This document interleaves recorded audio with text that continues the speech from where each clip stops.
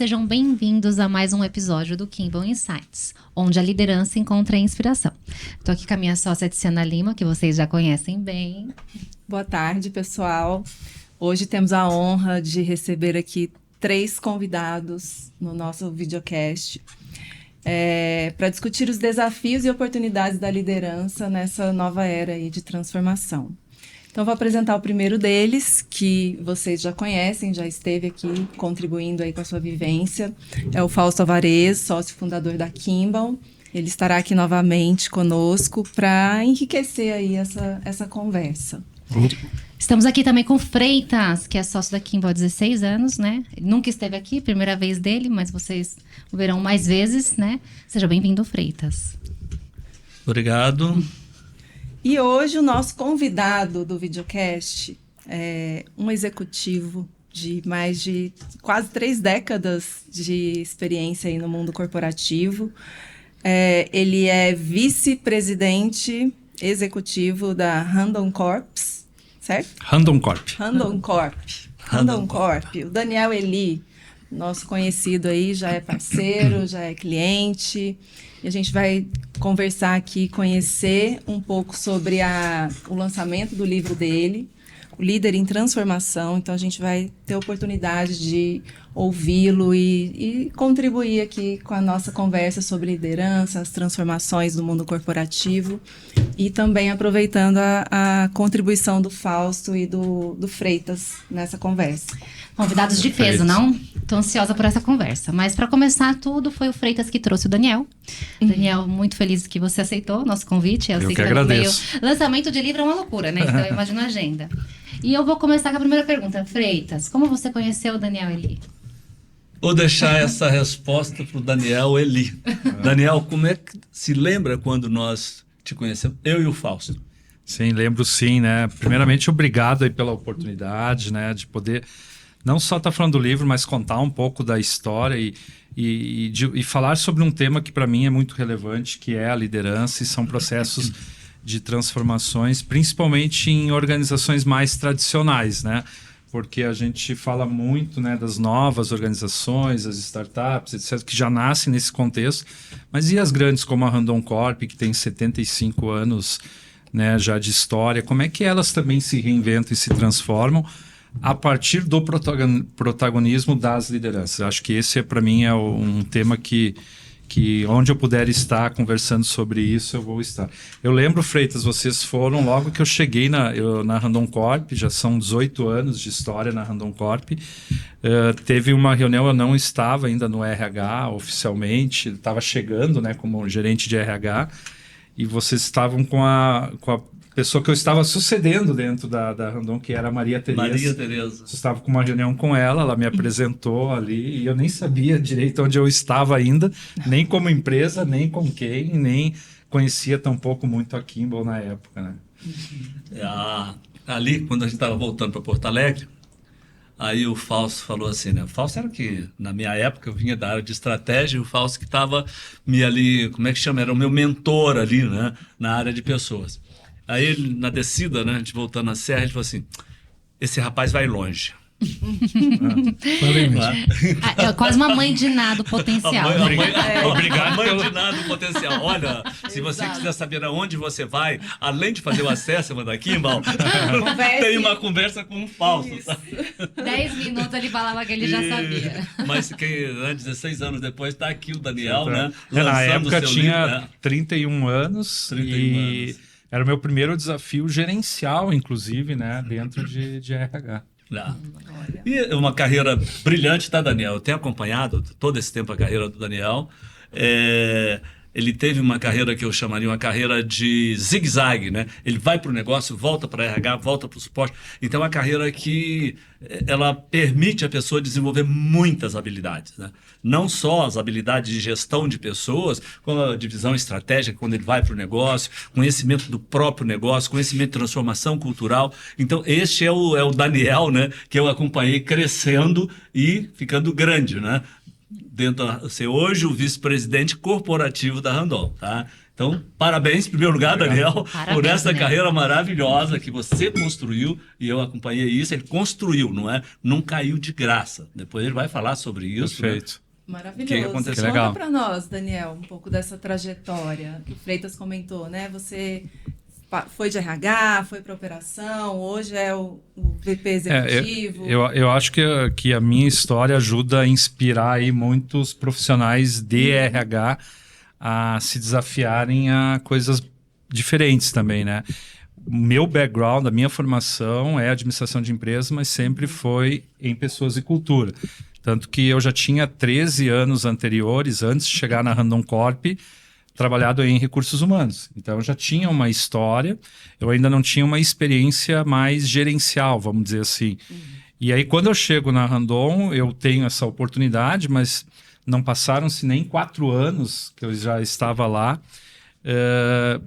Eu já estava meio cutucado assim, puxa vida, eu não quero ser o RH tradicional, né? Aquela inquietação, aquela curiosidade. Mas o que não é o RH tradicional? O que eu tenho que fazer de diferente?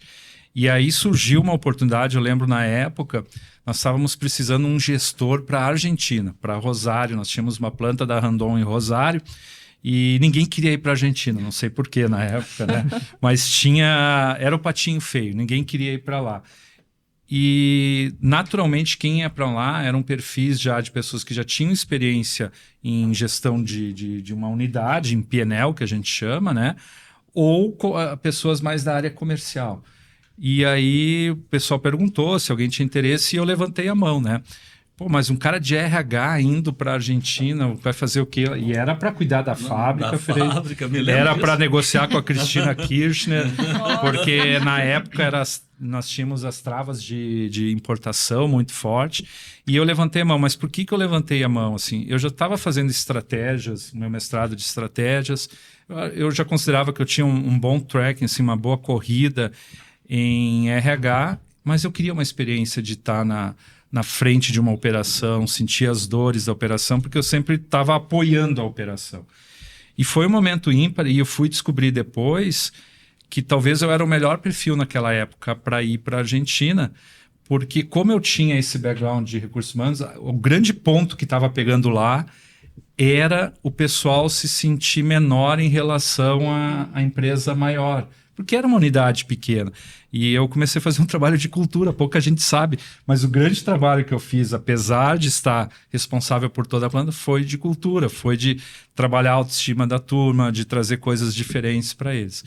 E isso me credenciou logo na sequência a ter uma oportunidade nos Estados Unidos. Aí numa outra unidade da Randon Corp, eu digo assim, se eu posso ter essa história, né, Freitas, que tu falou, é porque eu também estou num lugar que permite criar histórias diferenciadas, né? Que a Randon Corp é um mercado, né? Ela é muito grande, tem muitas empresas. Aí eu fui para uma outra empresa nos Estados Unidos fazer a mesma coisa que eu fazia na Argentina, numa unidade nos Estados Unidos. Aí lá foi bem o contrário a experiência. Tudo que eu consegui ter de êxito, tudo que eu consegui ter de sucesso na Argentina, eu não tive nos Estados Unidos. E primeiro me disseram que era nos Estados Unidos, mas eu fui parar no Alabama, tá? Mais ou menos. Depois eu fui descobrir, assim, né, que não era bem, assim, né? E essa diferença cultural, porque a diferença cultural foi gritante, assim. Eu saio de uma Argentina, onde a gente faz reuniões de negócio, jantares às 11 da noite, e chega nos Estados Unidos, onde às 6 da tarde tu tá fazendo o happy hour e muda a dinâmica, mas era de PNL. E quando eu volto para o Brasil, e eu tenho que voltar para o Brasil, isso eu conto no livro, por uma questão pessoal também, né, que a gente teve o diagnóstico de autismo da minha filha lá. E uma das decisões mais difíceis, né, que a gente teve que tomar foi antecipar esse retorno ao Brasil. E quando eu retorno ao Brasil, surge essa oportunidade de ir para a parte corporativa de pessoas e cultura de toda a Randon Corp. Então, eu saio do RH para gestão do negócio, volto para a cadeira de corporativo, e na cadeira de corporativo eu tive a chance também de ajudar no processo de transformação de cultura e digital. A gente juntou a área de estratégia com pessoas e cultura e com inovação que não era de produto.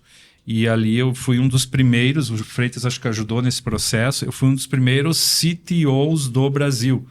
Mas o T de Transformation, não de Technology. Que era juntar toda essa parte, pessoas, inovação e estratégia, e ajudar uma empresa, entre aspas, tradicional, né, que ela é do século passado, aí, a fazer tudo que a Randon Corp significa hoje.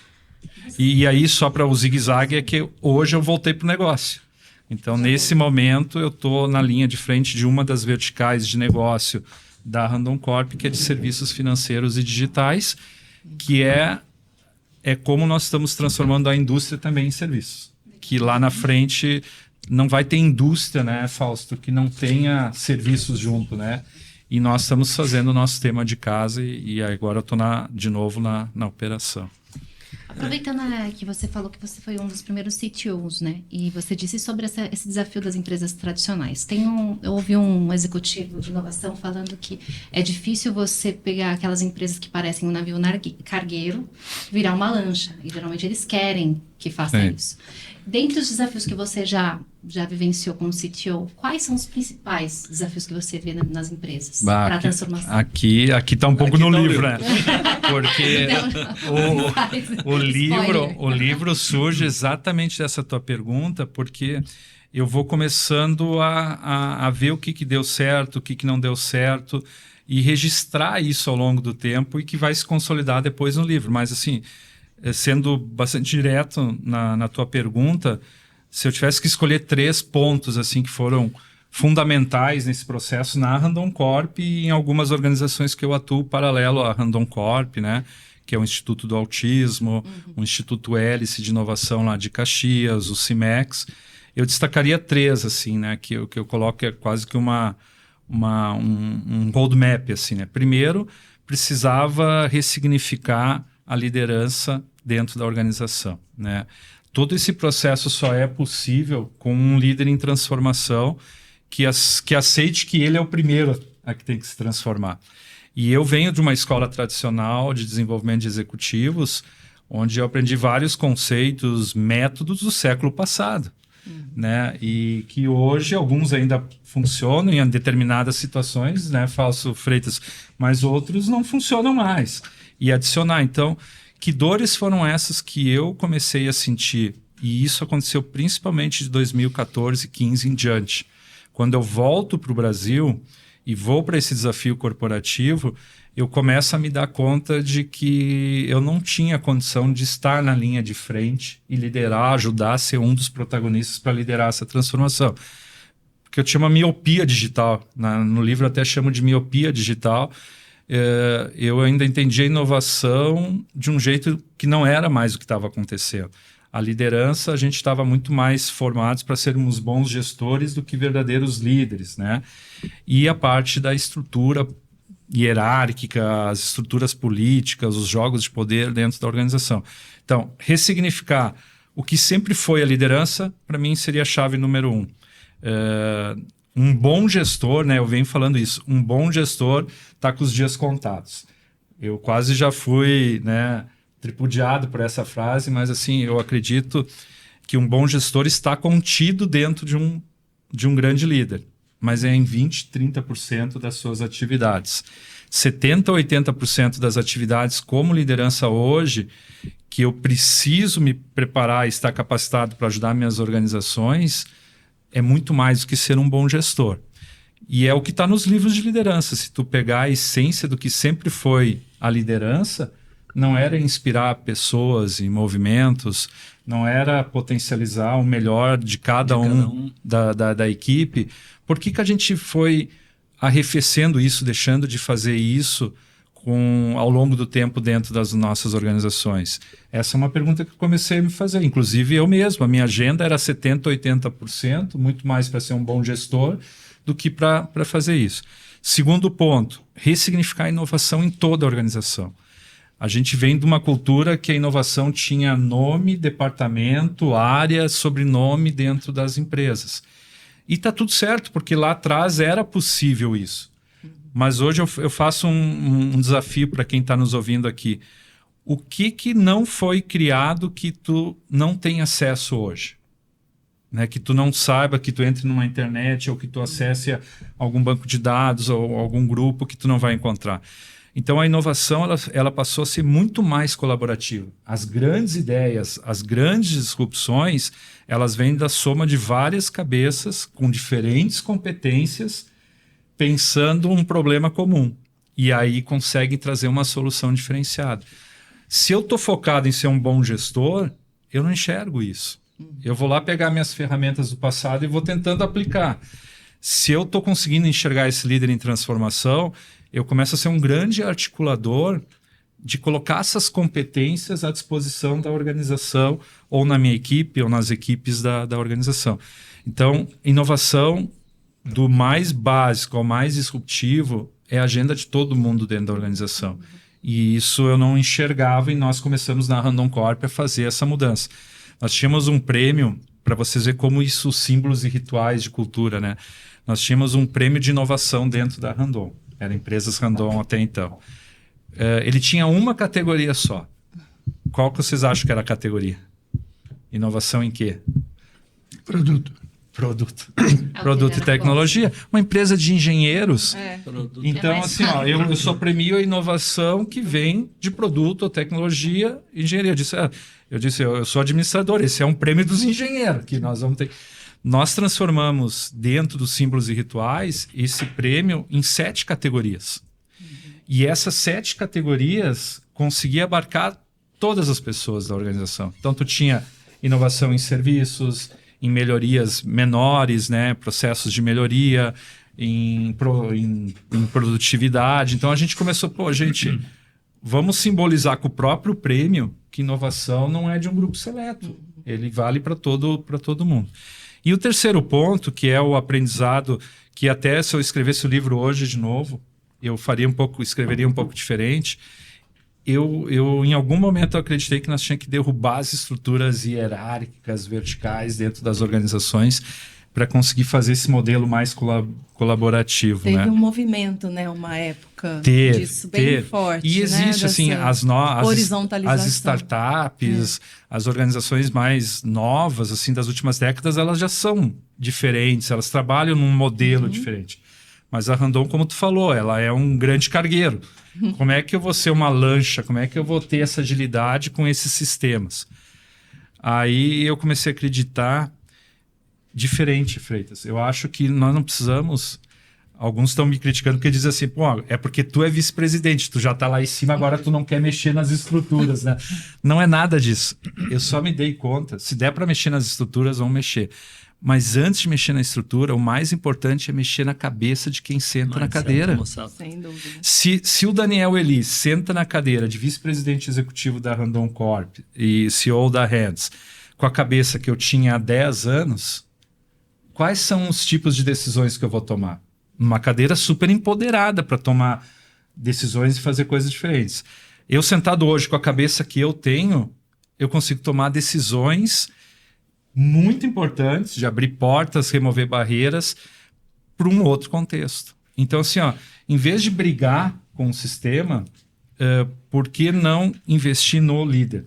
Por que não investir nessas lideranças formais e informais, delas entenderem como eu estou tendo que entender nos últimos anos que o nosso papel mudou.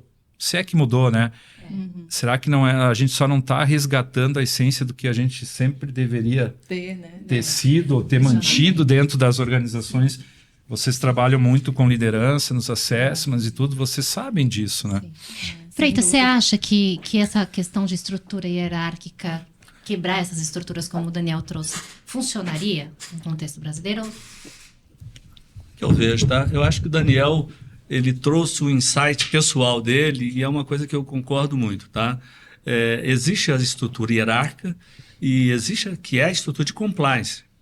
Daniel sendo o vice-presidente e o CEO ou CEO da vertical dele, ele tem toda a responsabilidade sobre os números, sobre tudo que acontece. Isso é legal, tá? Precisa ter isso. Isso organiza uma empresa. Isso organiza uma empresa. Isso tem. Agora, quando você vai entregar a proposta de valor para o cliente, já é diferente. A entrega do proposta de valor para o cliente, ela não é vertical, ela é horizontal, a cadeia de valor é horizontal. E é ali que você começa a ter as outras organizações de entrega da promessa de valor. Por isso eu acredito que é essa coisa mista, tá? De uma vertical, quando se trata do compliance, e para a entrega de proposta de valor ela seja horizontal, porque as pessoas precisam trabalhar em times para entregar a promessa de valor para o Mas cliente. você sabe, Freitas, que isso é uma das coisas que eu me dei conta, assim, porque a lógica do livro Depois das Dores foi tentar entender quais os conceitos que nós aplicamos. Então, não veio a literatura, os conceitos antes. Veio, o que nós fizemos para ajudar a Randon Corp. Aí, depois eu descobri que isso tinha um nome. Se chamava ambidestria. A ambidestria nada mais é do que ter essa condição de aproveitar o melhor dos dois modelos. Vamos pegar o nosso período, né, de Covid, o período agora que nós passamos no sul, das enchentes, etc. Quando tem uma situação de crise, tu aciona o modo 1 de operação que eu falo, que é o que eu aprendi em 3 décadas. Gente, junta todo mundo aqui, né, tu faz isso, tu faz aquilo, é situação de contingência, etc. Quando tu tem que fazer e trabalhar e criar modelos de negócios novos dentro do contexto da própria Randon Corp, eu preciso acionar um modo 2 de operação.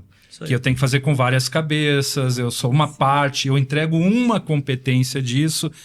Depois eu fui descobrir que isso é ambidestria. Né? Como líder, hoje eu sento nas 2 cadeiras. Então, eu brinco aqui com meus colegas do comitê executivo. A gente tem a reunião formal toda segunda-feira de manhã do comitê executivo da Randon Corp. Lá eu me visto como todo mundo, faço cara de mal, se precisar. Eu sigo aquele rito que ainda é mais tradicional. Mas de tarde, eu tô lá na Hands e tô com uns projetos de novos modelos de negócios para Hands. Lá o meu comportamento já tem que ser totalmente diferente, porque lá eu entrego uma competência. Ambidestria.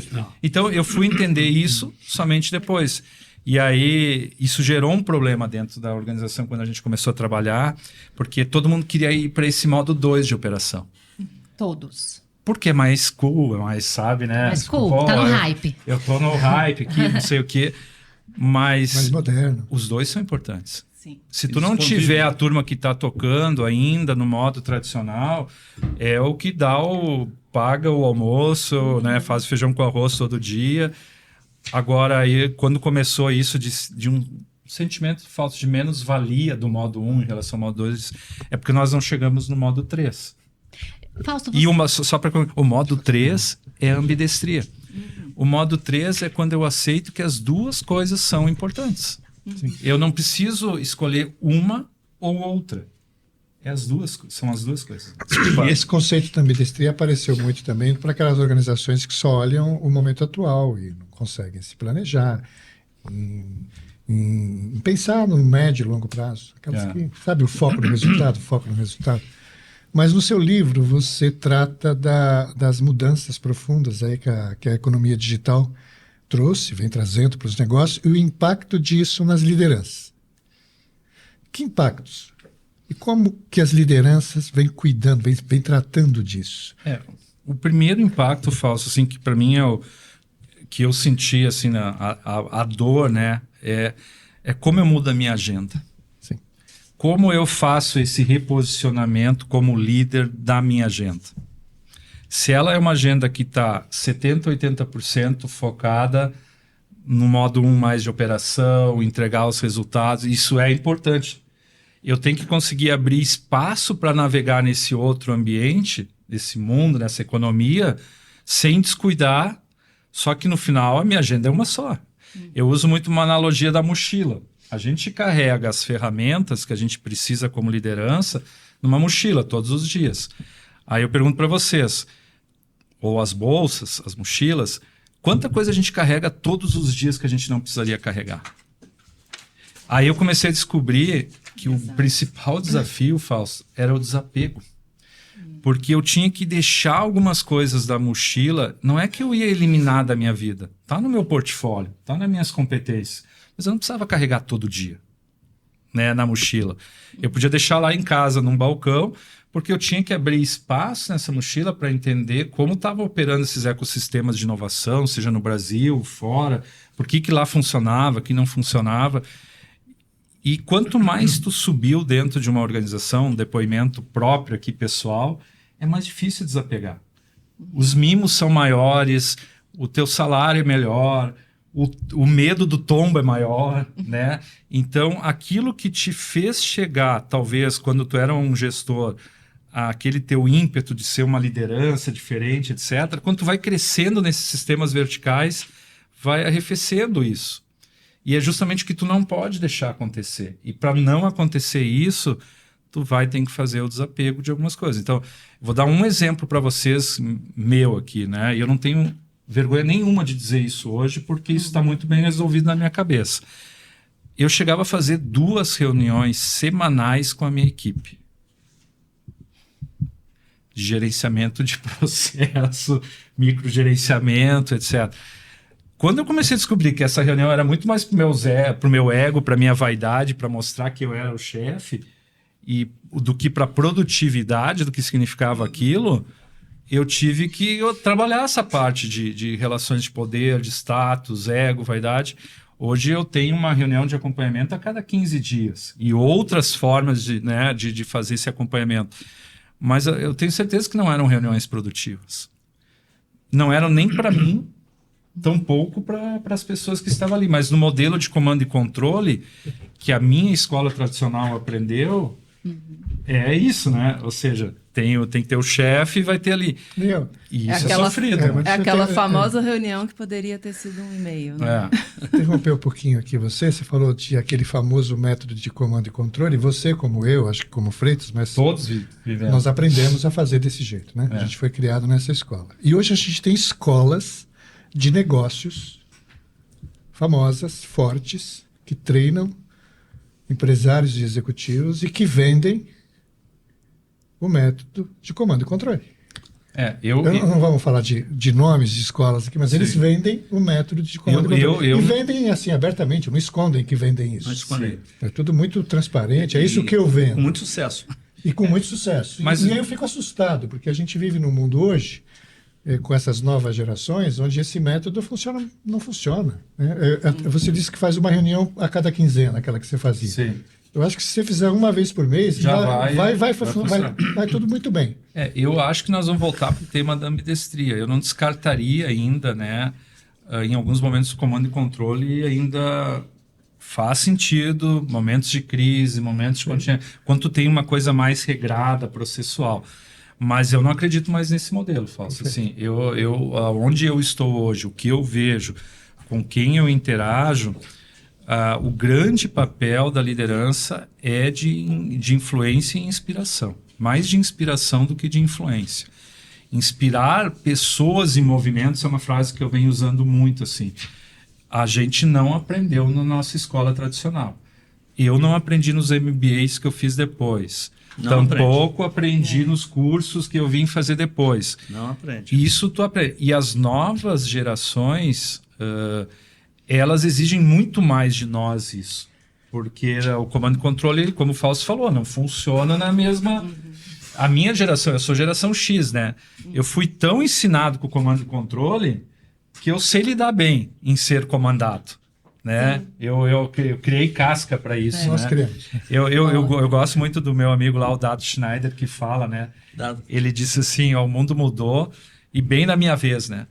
Porque eu passei a vida inteira sendo comandado. Quando eu cheguei lá que eu podia comandar... não, Daniel, mais. Agora a história é inspirar, influenciar, mudou tudo. Pô, bem na minha vez. Mas que bom que está sendo assim, porque é um modelo muito melhor. A mochila fica muito mais leve. Tu não precisa carregar tantas coisas. E até em termos de liderança, Fausto, não sei se a Kimball já está vendo isso, mas é uma coisa que eu estou percebendo. Hoje o meu principal papel não é ser um líder completo, mas eu conseguir colocar todas as competências de um líder no nível de senioridade no coletivo da minha equipe. E isso vai, de novo, impactar as relações de poder dentro das empresas. Eu me considero, vou dar um exemplo aqui, me considero um bom negociador e articulador para criar novos negócios. Por que eu não posso ajudar os meus pares das outras verticais a fazer isso? Eu não me considero um cara tão bom em gestão, né, microgerenciamento, etc., que às vezes são necessários. Por que eu não posso me utilizar de um colega de outra vertical para me complementar nisso? Isso é uma lógica de abundância que vai contra a lógica de escassez que estava na nossa educação como executivo. Eu tenho que ser o super-herói, eu tenho que ser o melhor, faz um assessment, eu tenho que ter tudo em grau elevado para ser um líder diferenciado. Eu não sei, para mim hoje o líder, eu valorizo muito na minha equipe as pessoas que conseguem articular isso no coletivo. Mesmo que ele tenha uma ou duas deficiências em algumas competências, mas se ele conseguiu botar no coletivo, na composição da equipe, tá tudo certo, né? Agora a gente tem medo de reconhecer, porque a gente foi educado para ter tudo, ser o super-herói, de reconhecer que talvez a gente não precisa tudo, e a gente tem, não medo, mas a gente ainda não tem uma condição de abertura ou de vulnerabilidade de pedir ajuda. De dizer assim, cara, Daniel, se tu é melhor nessa articulação, me ajuda aqui. Parece que eu estou reconhecendo uma fragilidade, eu pedi isso. E é exatamente o contrário. Porque ninguém mais consegue fazer nada sozinho. Ninguém mais vai conseguir dar conta sozinho. Ninguém mais consegue fazer tudo sozinho. É isso aí. Tudo sozinho. Não sei se faz sentido para vocês, mas é o que eu tenho percebido, assim, Faz né? total, Talvez nós precisamos Não, começar não. a pensar um assessment de lideranças que a minha equipe ela tem que demonstrar todas essas competências. Talvez ela vai estar distribuída de uma forma diferente, né? Agora, são transformações muito grandes, muito rápidas, e principalmente depois que a gente teve a pandemia, eu percebo que a relação das pessoas com o trabalho mudou muito, mudou radicalmente. Eu não estou falando só de gerações, de todas as pessoas.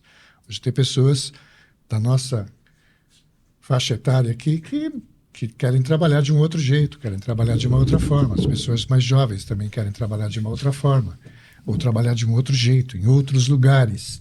E isso traz um peso muito forte para o líder, né?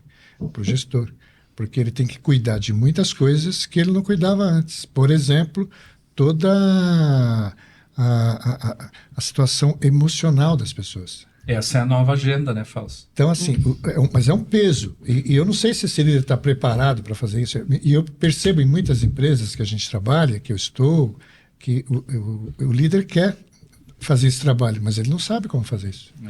Como é que a gente ajuda esse líder a fazer isso? Primeiro, eu acho que a gente tem que distensionar, né? Que é o que a gente estava falando antes, assim.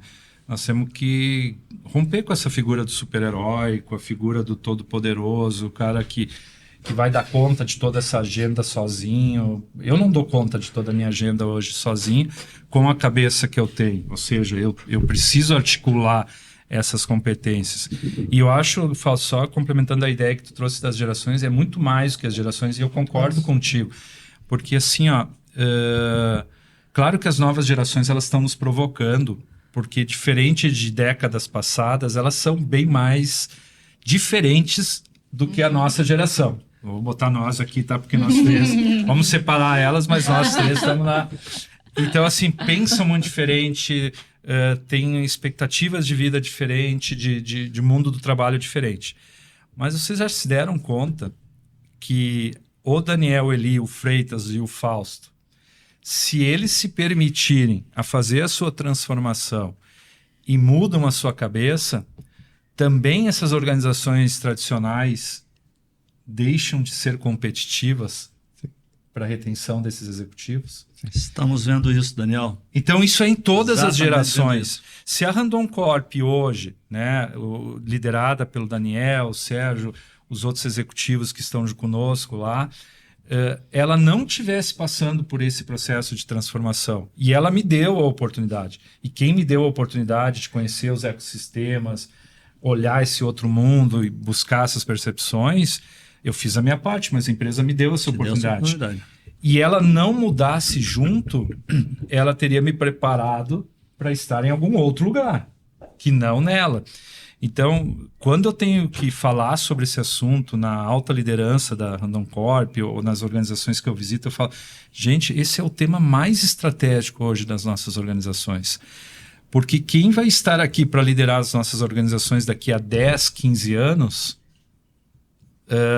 precisa querer estar antes de tudo, ele precisa querer estar aqui dentro da organização.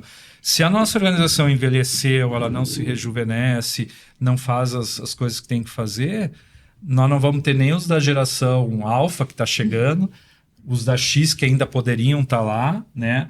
Nós vamos ter um problema muito grande ali na frente. Todas as grandes organizações estão passando por esse mesmo questionamento. A maioria, e fazendo grandes mudanças também, né?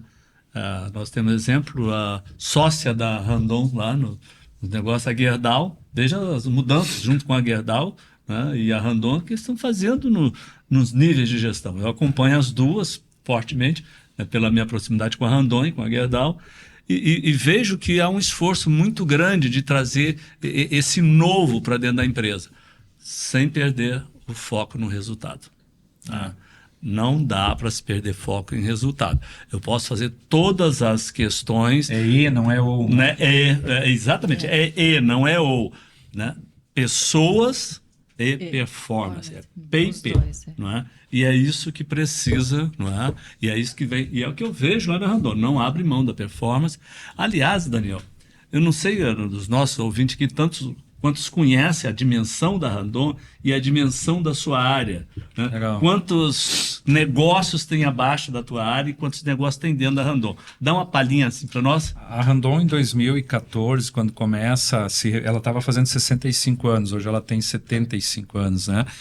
Ela tinha aí um faturamento mais ou menos de 2,5, 3 bilhões. Hoje ela é um grupo de 12 bilhões de reais, né, de faturamento. São 18 mil pessoas praticamente em todos os continentes, né, em mais de 32 operações, unidades fabris que a gente tem espalhadas no mundo. Ou seja, ela cresceu nesse período de uma forma vertiginosa e os nossos planos é continuar esse crescimento nesse ritmo. Muita gente, quando a gente fala Randon, hoje é Randon Corp, só para... A Randon é uma vertical da Randon Corp que faz as carretas e os vagões ferroviários. Quantos por cento vocês acham que hoje da receita da Randon Corp vem das carretas? 20%, 30%. Né? Um terço. Falaria mais, né? Acertei. Porque a gente vê muita... Começou com 100%, foi 90%, 80%, mas nessa última década as nossas outras verticais cresceram muito. A Autopeças, a Fras-le, a parte de tecnologia, né, de produtos, e a nossa vertical de serviços, hoje ela representa em torno de 7% da nossa receita, mas ela já foi 2% ou 3%, porque era um banco e um consórcio. Nós tínhamos 2 unidades. Hoje nós somos 7 unidades. Anunciamos semana passada a aquisição da 8ª unidade. Mas na última linha a gente já é muito mais representativo porque tu está falando de margem de serviços, margens de serviços contra margem de indústria. Então assim, a Randon Corp diversificou a receita dela e na última linha ela tem uma resiliência maior porque ela começa a agregar margens de serviços, mais autopeças, reposição, com as margens mais difíceis e duras, né? Que é no segmento de trailers. Isso é a transformação de uma empresa. Isso é o grande rebocador conseguindo ter essa flexibilidade, né? E na vertical de serviços tem uma particularidade. Isso vai estar no meu segundo livro, porque esse livro terminou faz 2 anos que ele consolidou, demorou para sair, né, pela editora.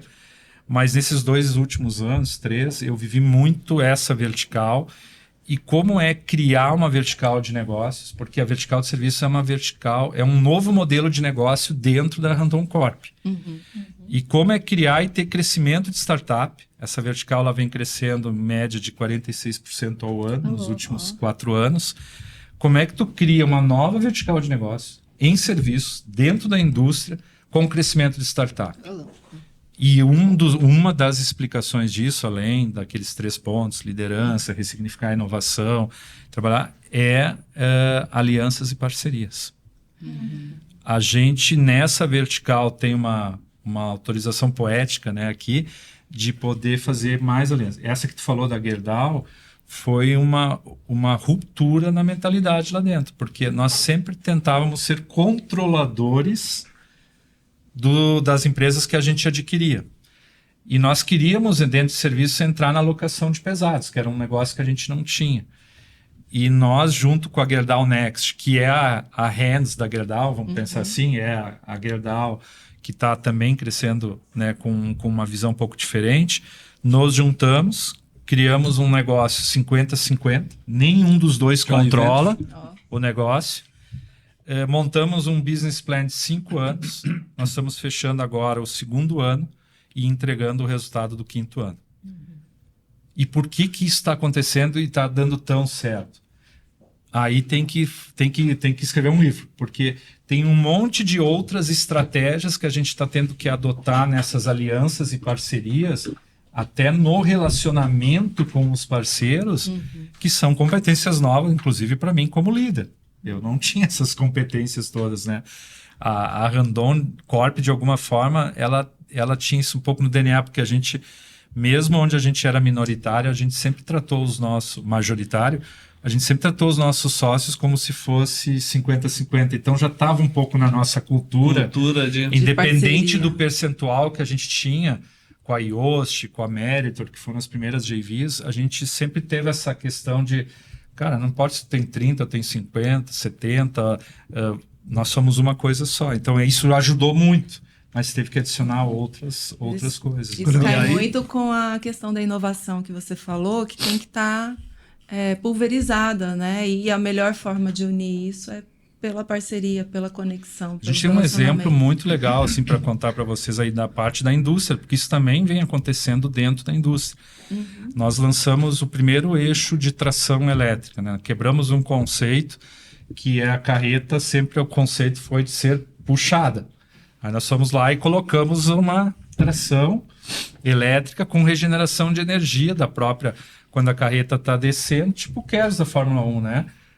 Guarda energia, quando a carreta está subindo, aquele eixo começa a tracionar e pode trazer aí 20% a 25% de redução de diesel para o transportador, dependendo qual é a rota que ele faz, se é uma rota de muitos aclives e declives. Esse é um projeto de engenharia tradicional que levaria uns 6 anos, Fausto, desde a concepção do protótipo até o lançamento no mercado. Nós fizemos em 2 anos e meio para 3, da concepção do protótipo ao lançamento no mercado. E por que isso foi possível? Participaram nesse projeto 3 empresas da Randon Corp, 6 empresas fora da Randon Corp e 5 startups. Então, essa mentalidade de alianças e parcerias é o que faz com que tu possa ter um time to market, né? Chegar com novos modelos, produtos ou serviços no mercado em tempo e forma. Porque não adianta, tem coisas que não adianta tu acreditar que se tu chegar daqui a 6 anos tu vai ter o mesmo resultado. Tu tem que ser pioneiro, né? E a eletrificação era uma questão. E hoje nós temos a melhor solução, inclusive quando se compara com o que as montadoras de caminhões e outros estão fazendo na Europa. A gente esteve na feira lá fora, os nossos colegas, e viram isso. Ou seja, a gente não perde em nada. Se a gente consegue mudar a mentalidade de como construir as coisas, aqui no Brasil a gente não perde nada em relação a lugar nenhum do mundo. Nós temos excelentes executivos, nós temos competências, nós temos dinheiro, investimento para bons projetos. Temos tecnologias. O que falta é como tu amarra e faz essa engrenagem funcionar de uma forma diferente da que a gente aprendeu, que era um mundo diferente naquele momento, né? Talvez naquele momento, algumas décadas atrás, 6 anos, está super dentro da média dos lançamentos. 6 anos agora não. É um mundo. E em serviços, que eu estou vivendo isso mais fortemente agora, não é às vezes nem anos, é meses, né? Que a gente já tem que estar matando alguma coisa que a gente construiu ali atrás. Como tu traz isso para dentro da organização? Como é que tu põe isso na cultura, traz essa agilidade toda? De novo, tu precisa de um líder, tu precisa de um novo líder, né? Gestores vão ter muito bons gestores, excelentes gestores. Não fiquem bravos comigo, quem está me ouvindo aqui.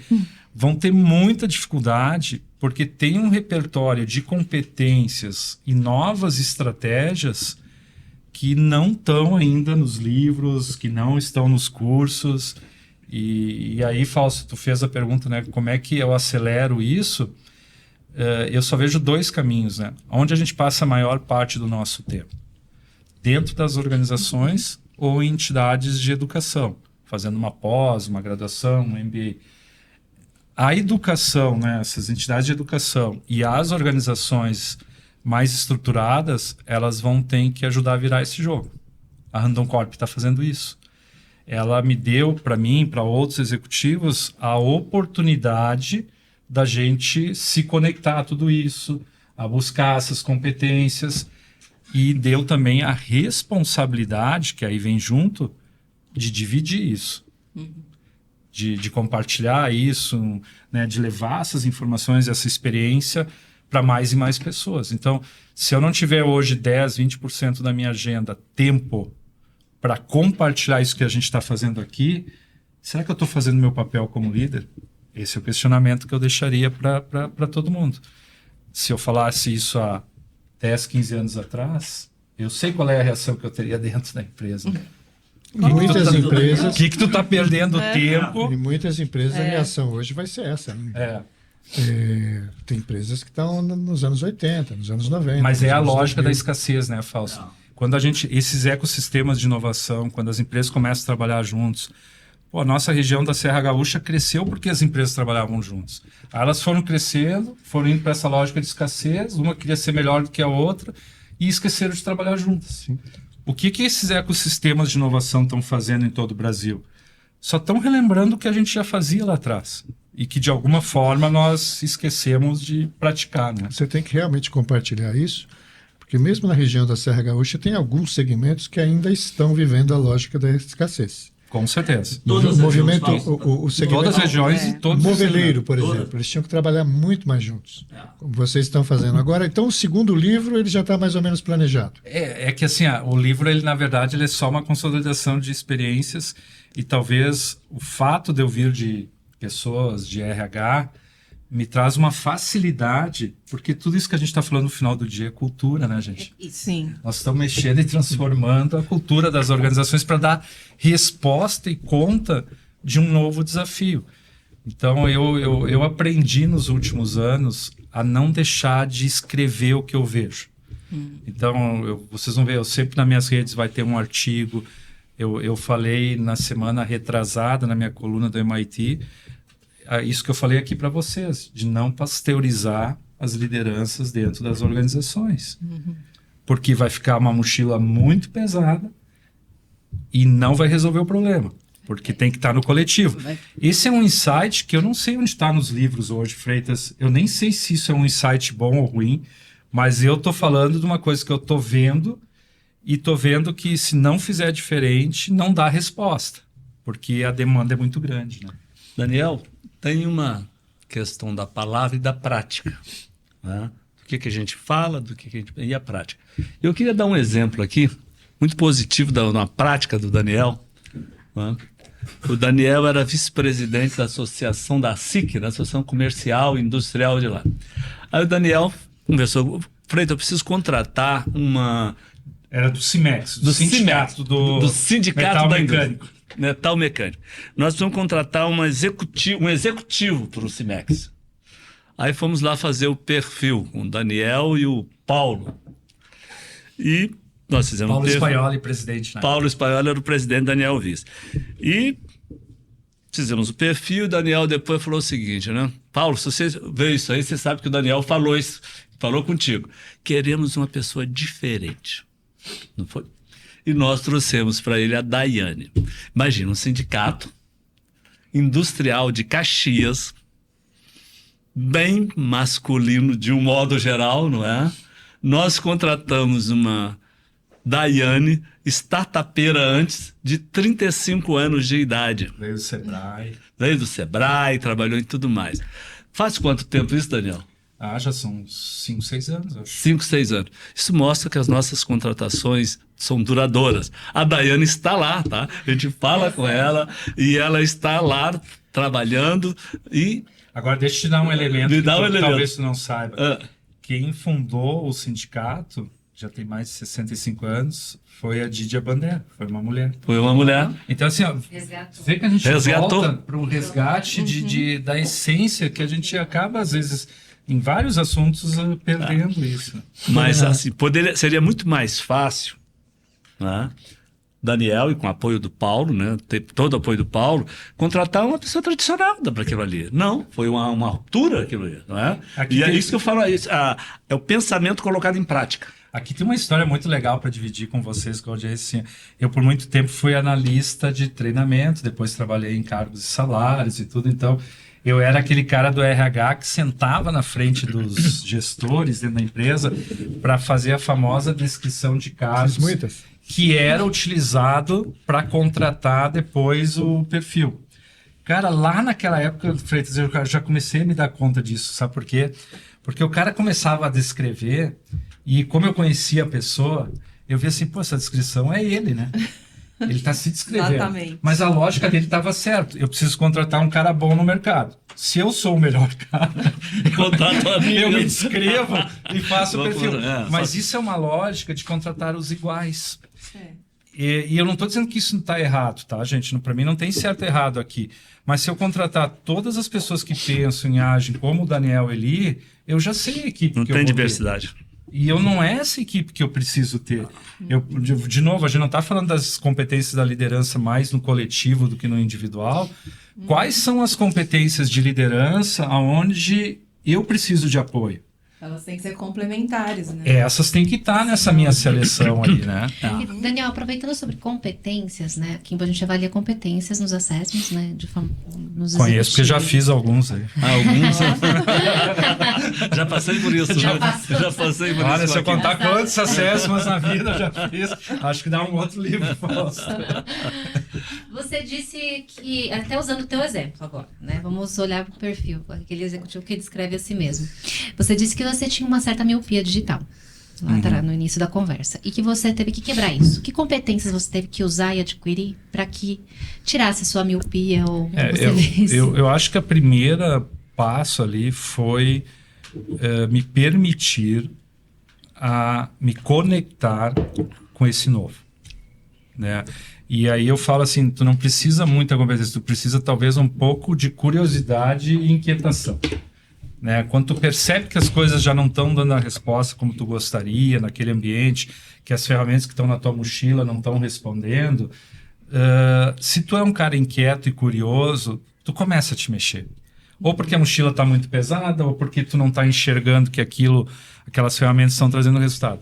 Então, eu sempre digo assim para os líderes formais, informais, quem está começando, a inquietação e curiosidade, para mim, são elementos chaves, né? Mas isso não é o suficiente, porque só ser inquieto, aí eu vou entrar em ansiedade, vou ter que tomar remédio depois, vou ter que fazer um monte de coisa. Aí que entra as organizações que realmente apoiam e dão espaço para os executivos se conectarem ao novo. Eu tive a chance de visitar alguns ecossistemas de inovação do Brasil e fora do Brasil. Eu passei um tempo lá no Vale do Silício, eu fiz aquele programa lá da Singularity, para mim foi um divisor de Sim, sim. águas, né? Eu convivi com acompanhei. pessoas diferentes, mas eu conheci pessoas dentro do próprio Porto Alegre, São Paulo, muito diferentes. O Thiago Matos foi um cara que me ajudou muito, né? Naquela época, se voltar aqui 6 a 7 anos, eu não sabia nem direito o que era uma startup, não sabia nem direito das tecnologias convergentes, crescimento exponencial. E aí eu comecei a ver que tinha gente aqui ao meu redor que já estava falando sobre isso. Eu não precisava ir até o Vale do Silício necessariamente, e hoje mais ainda. Os ecossistemas de inovação, para mim, eles fazem esse grupo de apoio, né? Hoje tu encontra lá num Caldeira, no Instituto Hélice, num Cuba aqui em São Paulo, tu encontra uma rede de apoio com atores que já vivenciaram de tudo. Tu não precisa mais fazer uma viagem. É bom fazer uma viagem, né, para o Vale do Silício, para a China, para Israel, mas não precisa mais ir para lá. Tu consegue ter essas respostas aqui. E aí, quando eu me conecto com esse novo, aí vem talvez um dos pontos mais difíceis que eu falo no livro, nessa criação dessas novas competências, é realmente praticar a vulnerabilidade, né? Que é algo que a gente aprendeu ao contrário. Porque ao me conectar com o novo, eu só consigo me conectar com o novo, na minha opinião, quando eu aceito que eu não sei. Humildade. Quando eu tenho humildade para dizer, Fausto, aqui eu preciso de ti para te me ensinar isso aqui. E dizer isso dentro de organizações mais tradicionais que a gente, da nossa escola, é quase um ato de fraqueza, né? É um depoimento assim, como tu não sabe já isso? Né? Eu não sabia falar de startup, eu mal entendi o que era uma startup. Hoje a gente lidera, investe em startups e cria startups dentro da Randon Corp. Essas respostas, elas estavam ao nosso redor. E uma máxima, assim, que é outra que eu acho que vale a pena dizer aqui para quem está nos ouvindo, que é uma pergunta que recorrentemente me faziam. Daniel, para fazer essas transformações dentro de uma Randon Corp, de outras organizações como o Cimex, mais tradicionais, eu tenho que trazer gente de fora? E eu comecei a perceber que a maior parte das pessoas já estavam dentro da organização. Os nossos intraempreendedores já estão lá dentro. O problema é fazendo o quê? Aonde? Com quem? E como despertar esse olhar, né? Trazer à tona isso. Mas aí é a formação de mudança de cabeça de líderes e tu criar um exército maior, né? Se eu consigo reconhecer isso hoje, ter essa vulnerabilidade de dizer que eu não sei, buscar, e eu consigo mais colegas fazendo isso, a gente abre um outro espaço dentro da organização de, entre aspas, autorização pelo sistema antigo hierárquico a deixar outras pessoas também dizer, né, e buscarem isso, né? Então, de novo, vai voltar nas pessoas, não é tecnologia. Essa máxima de botar na tecnologia, eu mesmo que estou em serviços hoje, preciso muito da tecnologia para os meus produtos e soluções da Hands, mas eu só consigo transformar essa tecnologia em soluções e produtos em função das pessoas e da mentalidade que tem lá dentro. Aqui no seu livro, né? Exatamente uma das coisas que eu marquei para comentar foi isso aí, você falando que a tecnologia era apenas um meio, mas que eram as pessoas o gargalo para escolher e utilizar essa tecnologia.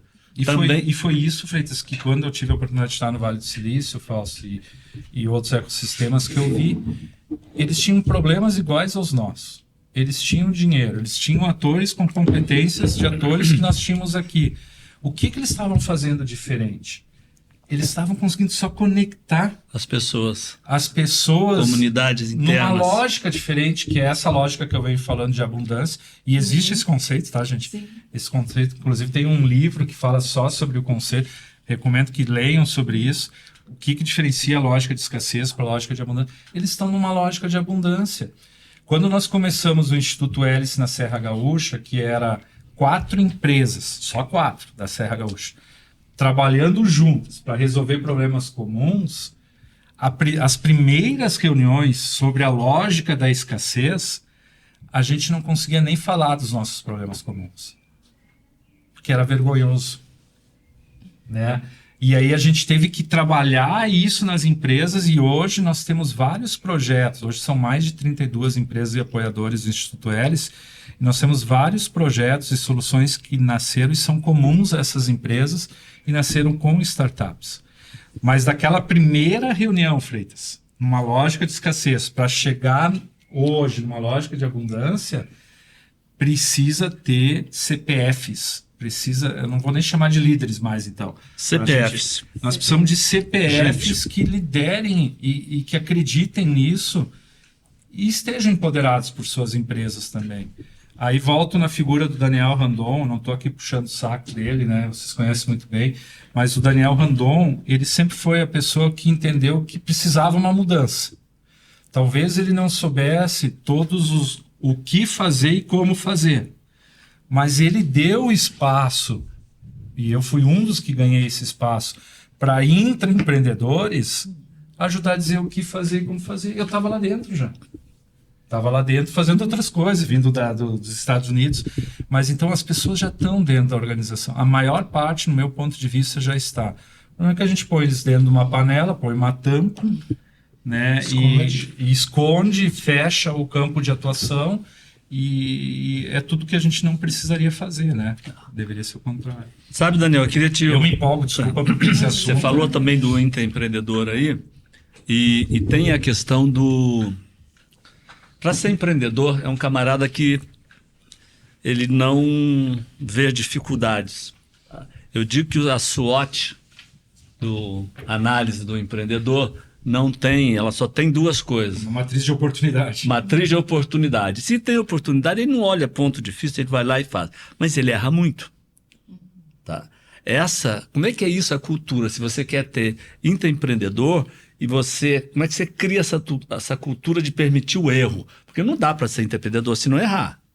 Tá? Não tem como ser empreendedor sem errar. Não é? Erra. E a ideia, às vezes, é você acertar uma que vale por 9 erros, tá? É isso aí. Como é que é isso? Como é que está essa questão hoje dentro da Randon Corp? Eu acho que, de alguma forma, Freitas, a gente respondeu isso nas questões anteriores. Se eu parto de um CPF, que o líder tem um papel de ser um articulador e um protagonista dele, se ele permitir a ele mesmo fazer isso, ele, entre aspas, começa a autorizar o ambiente a fazer, porque a gente olha muito para cima e olha para essa liderança, o que ele faz ou deixa de fazer. Então, eu tenho uma máxima, assim, que para o pessoal de RH aqui, né, cuidem muito bem quem vocês contratam e quem vocês demitem.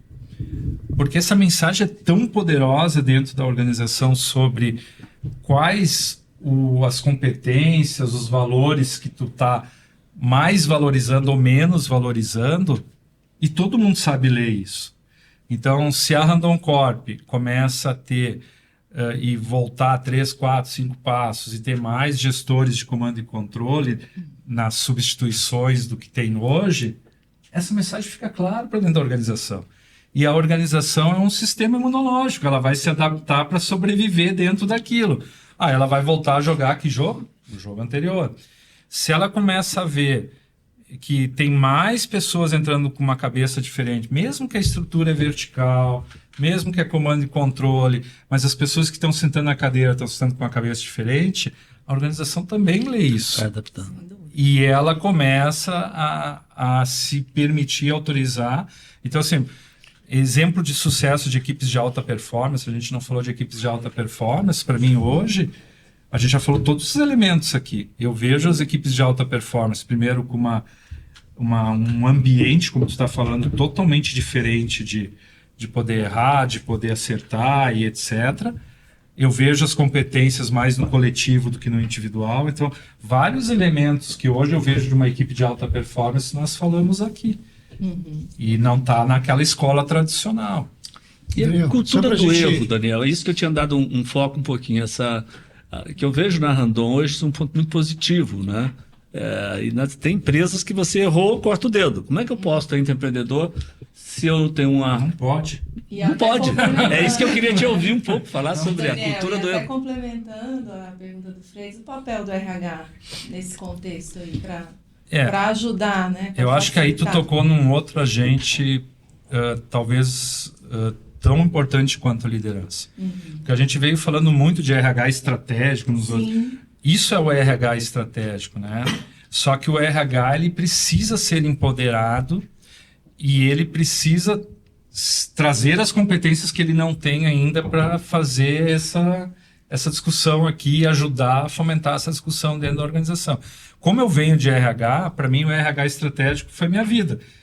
Essa inquietude, essa curiosidade, esse negócio de ir para a operação, voltar, nada mais eu queria sentir na pele, sentar na cadeira do cara que eu apoiava como RH. Eu vou conseguir ser um RH estratégico porque, cara, deixa a parte romântica do RH, mundo real, o cara tem essa pressão, acontece isso, acontece aquilo, eu volto para o RH, eu consigo atuar de uma forma diferente, eu tenho mais empatia, eu tenho mais condições. Então, eu vejo muito bons profissionais de recursos humanos. Eu acho que os profissionais de recursos humanos poderiam ter uma condição, como eu tive dentro da Randon Corp, de ir para outras áreas e se desafiarem em outras áreas de negócios e para até mesmo poder voltar com uma cabeça diferente, mas precisa ter uma liderança, precisa ter um empoderamento dessa turma e abrir espaço para nós. Em algum momento o RH respondia dentro do financeiro, né, na Corp. Então, ali tu já começa a ver que o negócio não estava certo, né? A gente hoje tem o RH como uma cadeira, eu ocupei muito tempo, agora nós temos um colega novo, dentro do comitê executivo, respondendo para o CEO da empresa.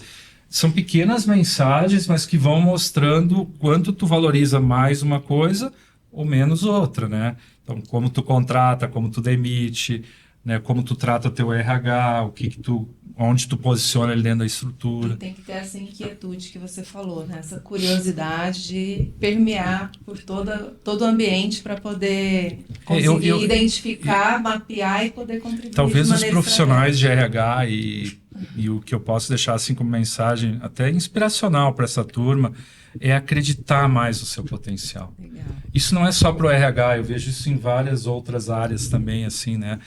A gente acabou se conformando ou aceitando alguns limites que foram nos dados ou dentro da organização ou fora da organização, não importa. Mas assim, tem gente muito boa, tem gente... E tem um outro movimento acontecendo, que eu não sei se vocês estão percebendo, tem muita gente que se desafiou nas startups e está vindo para dentro das organizações. Está fazendo esse movimento inverso, assim. E isso é muito bom, porque essas pessoas também estão vindo para dentro da organização com uma outra cabeça já. Tu não precisa treinar em coisas que eu preciso ser treinado para mudar. Então, assim, acreditem no seu potencial, né? E quem sabe fazer leitura de ambiente hoje em dia e orquestrar, principalmente construir pontes entre o que está hoje e o que precisa ser, é super estratégico. Qual é a organização, Fausto, que não precisa desse tipo de profissional? Seja ele ou no RH, ou em funções de liderança, de PNL. Agora, Daniel, a gente acabou falando de muitas coisas aqui, e tudo que a gente falou, a gente foi falando um pouquinho sobre carreira. A gente não usou esse termo aqui, mas a gente foi falando de carreira, não foi? Foi. Ou da sua carreira. A gente falou muito de carreira sem falar de carreira. Como é que você enxerga a sua carreira daqui para frente? O que você planeja para a sua carreira? O Freitas já sabe, e eu já declarei isso, inclusive dentro da Randon Corp, sempre é um risco, né? Porque quando tu se torna muito aberto e vulnerável, e o ambiente ele ainda não entende o sentido real das coisas que estão por trás, pode ser um perigo, né? Pode ser uma ameaça, mas eu me vejo hoje muito forte em continuar trazendo novos modelos de negócio, ajudando a Randon Corp a se reinventar, continuar se reinventando. Eu acho que esse papel eu tenho conseguido fazer com mais maestria do que o próprio de RH, né? Acho que o RH ele é meu portfólio, ele é meu background, é minha base, e eu uso muito dessas competências, mas eu acho que ali está a minha contribuição. E a segunda está aqui, né? Nesse tipo de movimento de compartilhar, de estar aqui com vocês, de fazer essa conversa, de levar esse alento, é quase que um alento, né? Para pessoas que estão ali com essa inquietação, com essa curiosidade, querendo fazer diferente, mas olham para os lados, assim, não vê muita gente, né? E aí tu poder trazer uma mensagem aqui, publicar um artigo, compartilhar uma experiência, eu acho isso muito valioso, porque eu me alimentei por muitos anos disso para ajudar no meu processo. Quando eu comecei a... Putz, isso eu não escrevi e não falei em lugar nenhum ainda, ó, inédito aqui. Quando eu comecei a me dar conta da minha miopia digital, como as primeiras respostas não estavam dentro da organização, estavam fora, o que eu fui buscar? Eu fui buscar conteúdo, eu fui buscar leituras, eu fui buscar um Thiago Matos, eu fui descobrir quem é o John Hagel lá na Singularity, que para mim é um cara que me inspira muito. Eu fui estudar o case da Microsoft. Quando eu entendi o que aconteceu na Microsoft, uma empresa de tecnologia tendo que se reinventar, fazendo isso a partir do Satya Nadella, que é um cara de tecnologia, e ele dizendo que essa mudança era uma curadoria de cultura, cara, isso para mim foi muito potente, foi muito poderoso. Eu tô no caminho certo, sabe? A questão da liderança, no final do dia, é tu ser um grande curador de uma nova cultura. O cara falou isso, está lá no livro dele, no F5, está escrito, ele fez esse depoimento. Então, eu acho que de alguma forma, alguma parte do livro, ou dos meus artigos, das publicações, ou dos lugares que eu tenho chance de conversar, como aqui, em alguém eu estou deixando esse alento de dizer assim, cara, é possível, é uma jornada possível. Talvez é uma jornada difícil. Talvez, quando eu olho, essa pessoa está olhando ao seu redor, ela imagine até que seja impossível num primeiro momento, como eu já imaginei. Eu já pensei lá atrás, lá em 2014, não sei se a Randon vai dar conta de fazer todo esse processo. E olha o que ela é hoje, a Randon Corp, né? Então, acho que essa é uma missão paralela, numa lógica de abundância, porque exige, sim, que eu tenha algum tempo para estar aqui com vocês, um tempo para escrever, etc., e não ser só o executivo 100% tradicional, né? Daniel, você disse assim, eu não quero puxar saco do Randon. Eu chamo Randon, é o Daniel Randon, tá? É que eu perdi a minha identidade lá. Lá, você virou o Eli. Eu sou o Eli lá. Ele é o Daniel. Mas a questão é o seguinte, o Daniel, quantos anos tem o Daniel hoje? 50 e poucos. Eu não vou falar a idade dele. Tá, então não fala. Não me deixa numa situação. Não te deixa. Mas o Daniel é um cara jovem. Ele é mais jovem que Mais eu jovem. tenho 49. 49. Olha só, mais jovem que eu já dei uma dica. Uma pessoa de uma família, né, que o Fausto trabalha muito com famílias, né, empresárias, e que ele fez uma formação, ele foi para Chicago fazer o MBA dele. Foi aí que eu conheci o Daniel. Quando ele voltou de Chicago, ele fez assim, em vez de voltar para Randon direto, ele fez um pit stop na Gerdau, na área corporativa da Gerdau. Caiu lá contigo? Caiu comigo 2 dias só, tá? O cara tem que ter sorte na vida. Tem que ter né? sorte. E aí, o que acontece? Até que ponto, né? Essa juventude dele, com o apoio dos 2 irmãos, do Alexandre, do Davi, né? Ele assumiu a empresa com a cabeça jovem, pessoa que tem eu posso dizer isso, tá? Uma humildade, você conversar com ele, você vai ver que ele não é uma pessoa arrogante. Ele aqui Nós vamos convidar ele aqui, então, pronto, por sugestão do convite aberto. Feito já. Essa entrada do Daniel, isso influenciou um pouco essa mudança, essa transformação cultural, isso tudo que aconteceu. Você falou aí de 2014, não lembro quando foi que ele assumiu. Foi nesse período. Mas ele ser um cara jovem, estudou fora, com toda uma formação, e a Randon, né, reconhecendo todo o trabalho que o Davi fez antes e tudo mais, mas eles apoiaram ele nisso. Me conta aí como é que isso foi para ajudar você ficar na empresa e tudo acontecer. Eu acho que todos os ciclos têm seus méritos, né?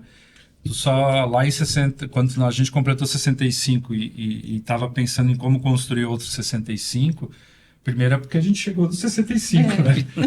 Não está nem pensando. Muito bom, né? Então, todo mundo Mas que contribuiu. eu sempre falo isso, porque uma empresa chega a determinado momento, começa a planejar, vendo que aquilo que aconteceu antes não valeu não para nada. Valeu. Não teria nem chegado aqui se Não teria nem chegado aqui. Eu uso uma frase assim, que eu até já escrevi em algum lugar, agora não me lembro aonde, que a maior forma de tu honrar o legado do que tu recebe de 65 anos, por exemplo, da Randon Corp, é mudar. Lógico. A mudança faz parte da perpetuação, faz parte de um outro ciclo de 65 anos. Então, isso é uma forma de respeitar o legado, né? Faz parte. Agora, é que a gente vê algumas distorções, né? Tem executivos que, ao assumirem uma determinada área, derrubam tudo que veio antes, assim, né? Não que não tenha, às vezes, que fazer algumas transformações, mas não é o melhor caminho. Começa respeitando o que veio antes e entendendo que é um novo ciclo que tem que se somar coisas diferentes. Tem que aprender com o passado para... E aí, na pergunta adaptar. que o Freitas fez, óbvio que o Daniel Randon simboliza também um novo ciclo.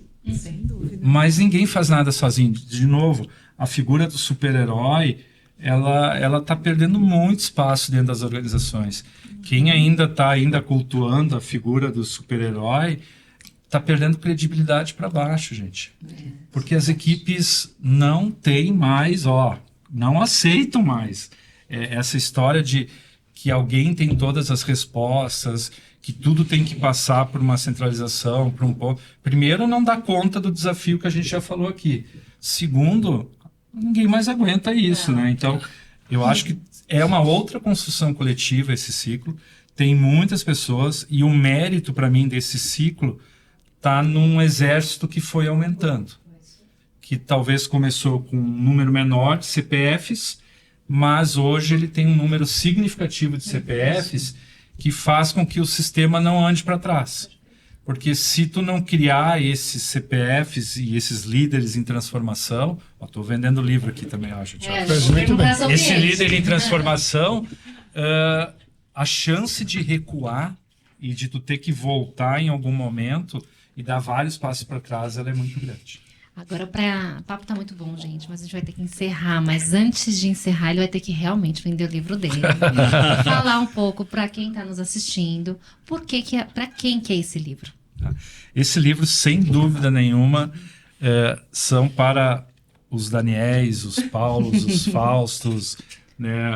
Todo mundo que hoje, de alguma forma, está nesse desafio de ajudar uma organização a se transformar e já reconheceu que isso começa por ele mesmo.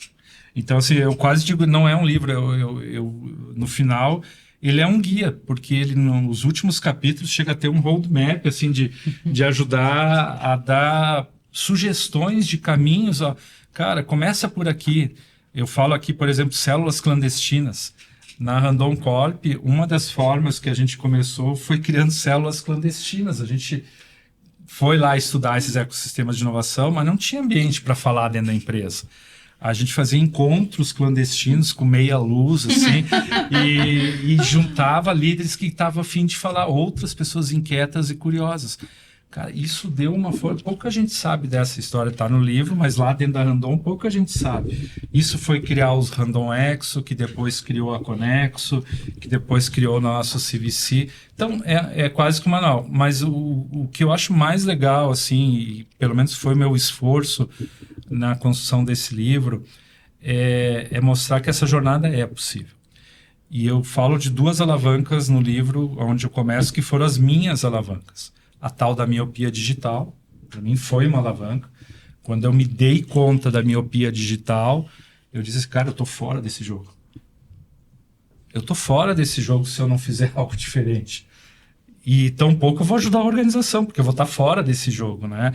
Então aquilo ali foi um mundo novo que se deparou na minha frente, que exigiu estudar, que exigiu buscar pessoas diferentes, se conectar com esse novo. Mas eu também venho dos Estados Unidos com um diagnóstico de autismo da minha filha, que era um outro mundo novo que se abriu. E quando se abre esse outro mundo novo, e ele vem antes, até pouca gente sabe, o Freitas sabe dessa história, mas quando a gente volta para Caxias do Sul, mesmo que eu estava no Alabama, a estrutura de suporte e apoio ao autismo nos Estados Unidos está anos-luz na nossa frente. O tema já estava na pauta. Quando a gente volta em 2014 para Caxias, nem se falava de autismo quase. Os profissionais de saúde pouco sabiam, os profissionais de educação nas escolas não faziam inclusão.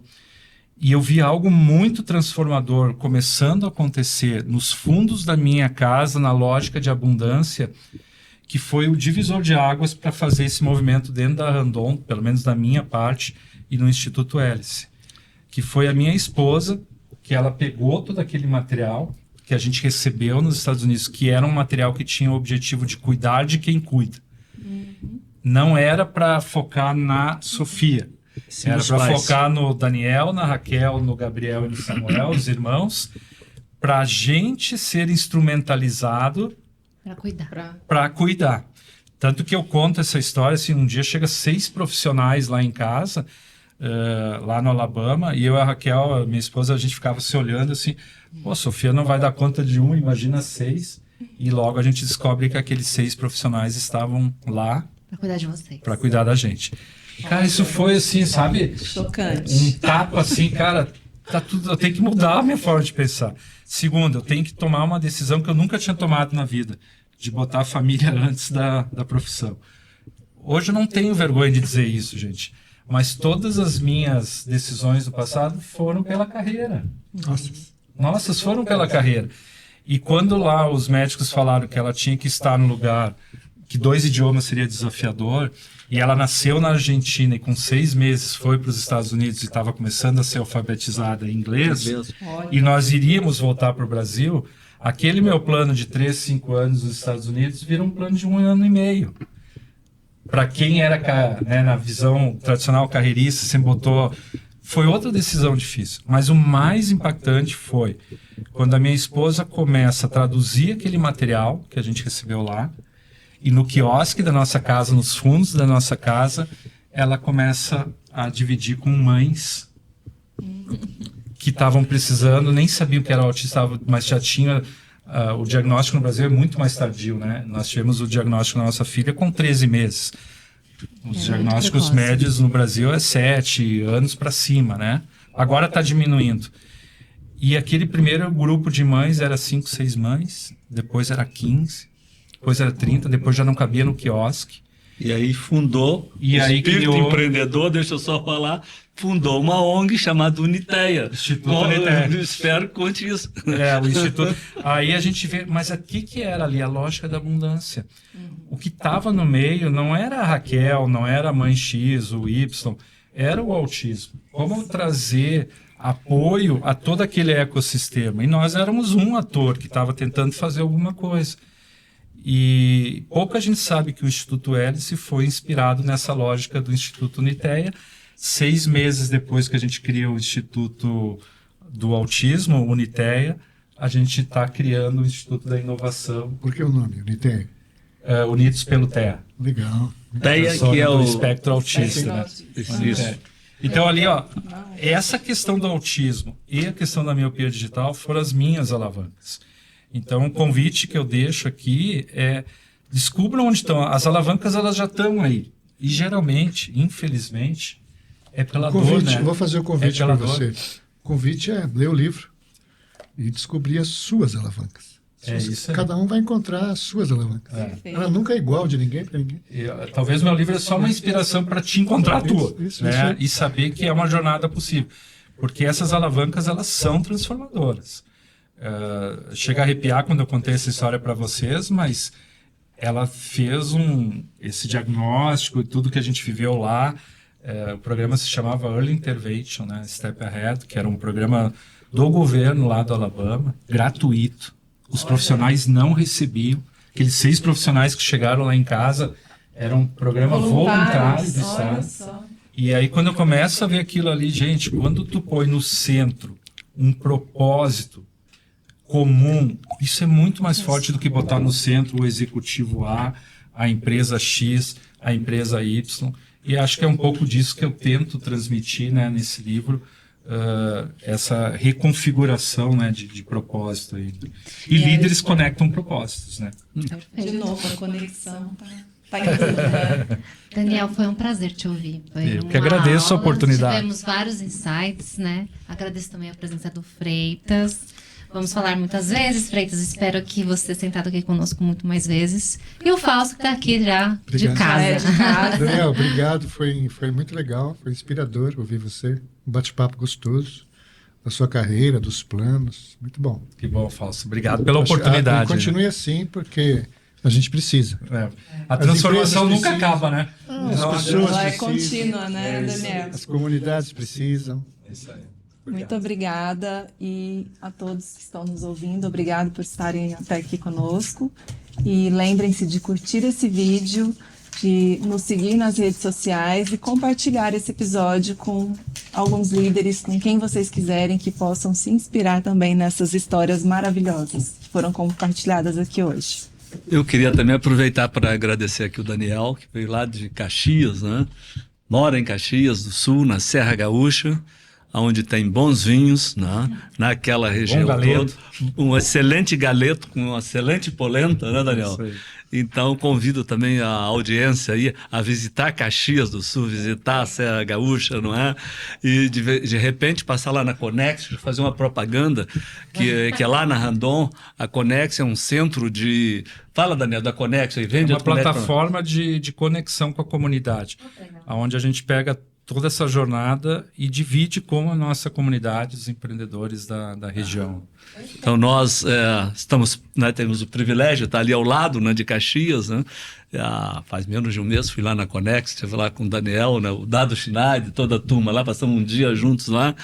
Então assim, queria agradecer ao Daniel esse esforço, né, de estar aqui, né, compartilhando conosco essa experiência dele aí, que eu acompanhei bem, eu e o Fausto, lá desde 2008, 2009, nem me lembro, Daniel. Vocês viram só a inquietação e a curiosidade. Só a lá, né? inquietação e a Foi só isso. curiosidade. Por isso que eu disse. Então tá, gente. Obrigada, Obrigado, viu, pessoal? Até o próximo Até o episódio. próximo. Obrigada.